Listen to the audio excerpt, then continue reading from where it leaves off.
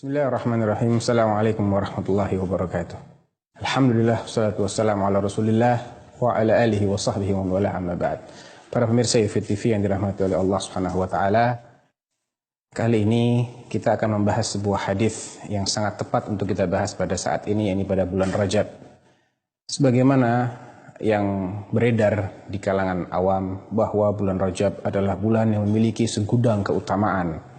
Banyak sekali hadis-hadis yang tidak benar yang beredar di kalangan masyarakat awam tentang fadilah bulan Rajab ini. Nah, pertanyaannya, apakah benar bulan Rajab memiliki keutamaan khusus? Apakah benar ada salat-salat tertentu yang disyariatkan pada bulan Rajab? Ataukah ada puasa-puasa tertentu dengan fadilah-fadilah khusus yang diajarkan oleh Rasulullah SAW pada bulan Rajab? Atau adakah amalan ibadah lainnya secara umum yang memiliki keutamaan untuk diamalkan pada bulan Rajab? Mari kita simak penjelasan dari Al-Imam Al-Hafidh Ahmad ibn Ali ibn Hajar Al-Asqalani alias Ibn Hajar Al-Asqalani. Dalam kitab beliau yang berjudul Tabyinul Ajab bima warada fi fadli Rajab, kitab yang beliau tulis khusus untuk menjelaskan tentang status riwayat-riwayat yang menyebutkan fadilah bulan Rajab. Apa kata beliau? Qala rahimahullah, lam yarid fi fadli syahri Rajab. Tidak ada sebuah hadis yang sahih, yang valid, yang bisa menjadi hujjah terkait tentang fadilah bulan Rajab. Wala fi siyamih. Tidak ada juga hadis yang menjelaskan keutamaan puasa di bulan Rajab. Wala fi siyami syai'in min muayyan. Tidak ada juga fadilah hari tertentu di bulan Rajab ini untuk diisi dengan ibadah saum. Jadi puasa sepanjang Rajab tidak ada fadilahnya, puasa hari-hari tertentu di bulan Rajab juga tidak ada fadilahnya. Wala fi qiyami lailatin makhsusatin fihi.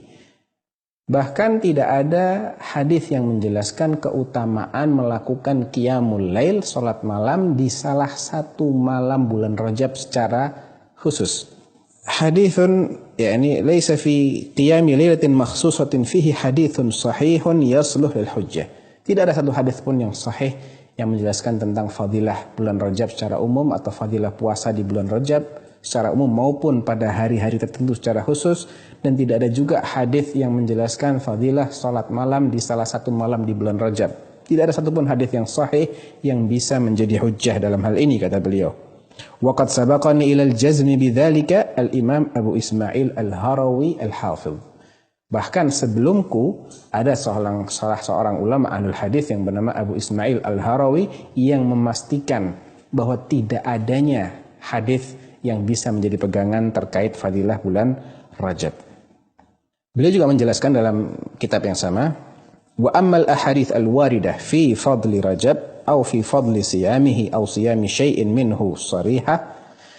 Adapun yang sering beredar terkait dengan fadilah bulan Rajab atau fadilah puasa Rajab atau puasa di hari tertentu pada bulan Rajab yang jelas-jelas menyebutkan fadilahnya secara khusus, maka fahiya ala qismain, kata Ibn Hajar, terbagi menjadi dua macam hadis. Yang pertama, dhaifah, hadis-hadis yang lemah, wa mawdu'ah, dan juga ada yang lainnya statusnya merupakan hadis maudhu' alias hadis palsu. Kemudian beliau menyebutkan di antara hadis yang lemah atau yang palsu tadi itu, yang pertama adalah tentang salatul raghaib, salat yang dikenal dengan istilah salat ar-raghaib. Bagaimana tata cara salat ini? Pertama, para pemirsa harap diketahui bahwasanya salat raghaib ini hadisnya adalah palsu, ya, hadis yang isinya adalah kedustaan atas nama Rasulullah Sallallahu Alaihi Wasallam yang konon diriwayatkan oleh sahabat Anas bin Malik dan dinisbatkan kepada Nabi Sallallahu Alaihi Wasallam.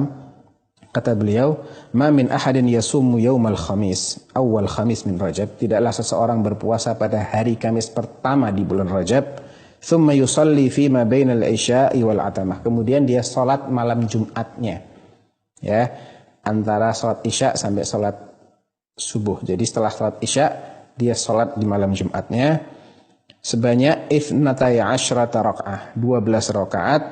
Yaqra'u fi kulli raka'atin bi Fatihatil Kitab marrah wa inna anzalnahu fi lailatul qadar 3 marat. Setiap rakaatnya dia membaca Al-Fatihah 1 kali dan membaca surat Al-Qadar inna anzalnahu fi lailatul qadar sebanyak 3 kali.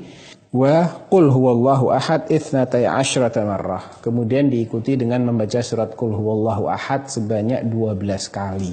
Jadi 1 rakaat itu isinya Al-Fatihah sekali, inna anzalnahu fi lailatul qadar 3 kali, kemudian qul huwallahu ahad 12 kali. Itu dilakukan sebanyak 12 rakaat. Yafsil baina kulli raka'atain bitaslimah. Tiap 2 rakaat salam. Fa idza faragha min salatihi shalla alayya 70. Setelah selesai salat, hendaklah dia membacakan shalawat 70 kali. Fa yaqulu fi sujudihi 70 marrah. Kemudian dia sujud dan mengatakan dalam sujudnya sebanyak 70 kali subuhun quddus rabbul malaikati warruh. Ya. Aneh bukan? Tata cara salatnya. Nah, thumma yarfa' ra'sahu wa yaqulu 70 marrah. Kemudian setelah itu dia mengangkat kepalanya dari sujud dan membaca sebanyak 70 kali Rabbighfir warham wa tajawaz amma ta'lam innaka anta al-azizul a'zam. Ya, bacaan doanya pun juga aneh. Rabbighfir warham wa tajawaz amma ta'lam innaka antal azizul a'zam dibaca sebanyak 70 kali. Kapan? Ketika dia mengangkat kepalanya dari sujud. Kemudian dia sujud lagi yang kedua dan membaca seperti yang dia baca pada sujud yang pertama. Kemudian setelah itu dia minta hajatnya kepada Allah, ya, karena hajatnya setelah itu akan dikabulkan oleh Allah. Demikian kata hadis yang palsu ini. Apa penjelasan para ulama ahlul hadis terkait hadis salat raghaib ini? Saya nukilkan di sini ucapan Al-Imam An-Nawawi rahimahullah. Qal hiya bid'atun qabihatun munkaratun asyaddu inkar. Ini adalah bid'ah yang sangat buruk, yang sangat mungkar, ya, yang sangat perlu untuk diingkari. Mustamilah ala munkarat fayata'ayyanu tarkuha wal i'radu anha. Hadis ini banyak sekali mengandung kemungkaran-kemungkaran alias ajaran yang aneh-aneh yang wajib kita tinggalkan. Wa inkaruha ala fa'iliha, bahkan tidak hanya kita tinggalkan tapi kita juga wajib mengingkari orang yang masih mengamalkan hadis yang sangat aneh bin ajaib ini. Ibnu Nahas mengatakan hiya bid'atun, ini adalah bid'ah. Al-hadithul warid fiha mawdu'un bittifaqil muhaddithin. Ini adalah perbuatan bid'ah dan hadis yang menyebutkannya dianggap palsu berdasarkan kesepakatan para ahli hadis. Imam Ibnu Taimiyah rahimahullah mengatakan wa amma salatul raghaib fala asla laha bal hiya muhdatsatun. Adapun salatul raghaib itu tidak ada asal usulnya dalam Islam, tidak ada acuan yang jelas dalam Islam. Bahkan dia termasuk perkara yang diada-adakan alias bid'ah. Fala tustahabbu la jama'atan wala furada. Tidak dianjurkan untuk dilakukan baik secara berjamaah maupun sendiri-sendiri. Bahkan Nabi SAW sebagaimana dalam Sahih Muslim justru melarang mengkhususkan malam Jumat untuk qiyamul lail.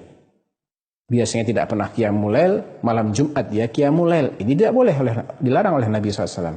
Dan mengkhususkan hari Jumat untuk puasa, sedangkan tidak pernah puasa sebelumnya. Ini juga dilarang oleh Nabi SAW.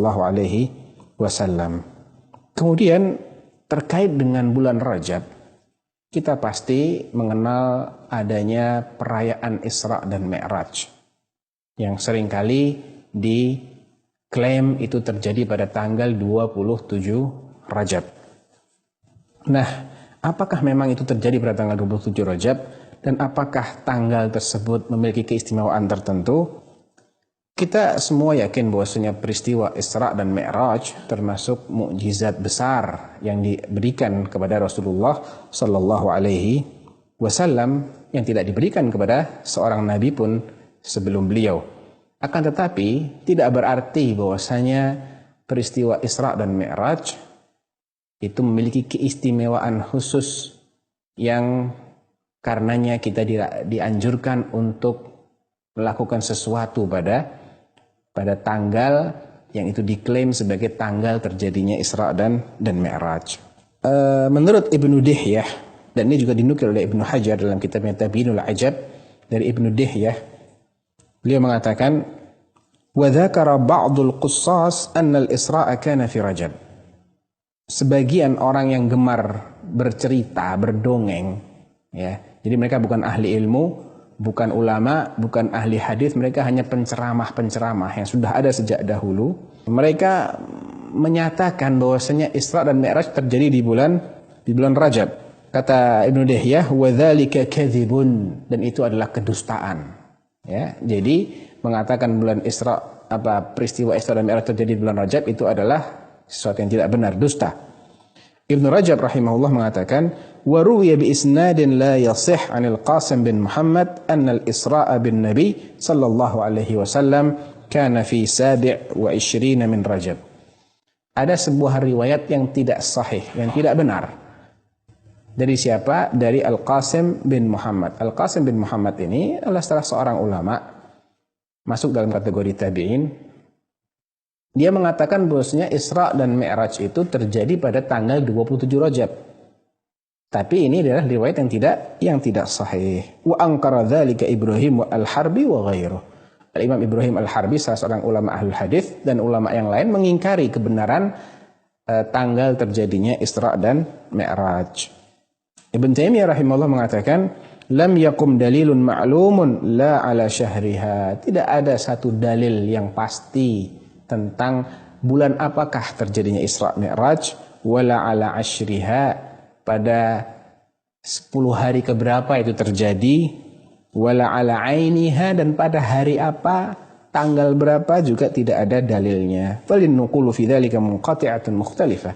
Semua yang dinukil terkait dengan tanggal terjadinya Isra Mi'raj ini sanadnya terputus, tidak ada yang bersambung, tidak ada yang valid, dan beda-beda juga.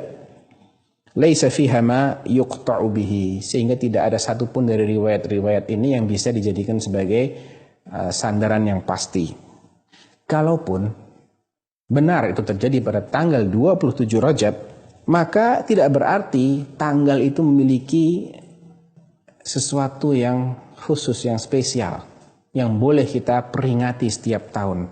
Karena memperingati hal-hal seperti ini adalah termasuk tindakan mengistimewakan satu hari dibanding hari-hari yang lainnya. Dan ini masuk dalam kategori menjadikan suatu hari sebagai hari raya. Yang ini adalah sesuatu yang harus berdasarkan dalil yang valid. Tidak bisa hanya berdasarkan riwayat-riwayat yang tidak jelas seperti itu. Bahkan tidak ada satu riwayat pun bahwa Nabi SAW memperingati hari tersebut sebagai hari raya dan mengkhususkannya dengan ibadah-ibadah tertentu. Ini sebagian dari riwayat-riwayat yang terkenal terkait dengan bulan Rajab, sehingga kita tidak boleh memberikan atau mengkhususkan bulan Rajab sebagai bulan untuk ibadah-ibadah tertentu. Bagi yang punya kebiasaan puasa, silahkan dilanjutkan puasanya, bukan dengan niat memuliakan bulan Rajab, tapi dengan niat melanggengkan amal ibadah yang biasa dia lakukan.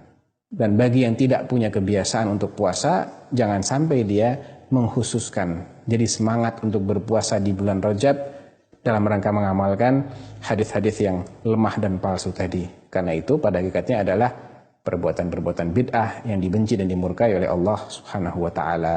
Demikian, mudah-mudahan bermanfaat. Wallahu taala a'lam. Wa sallallahu ala nabiyyina Muhammadin wa ala alihi wa sahbihi wasallam. Wassalamualaikum warahmatullahi wabarakatuh.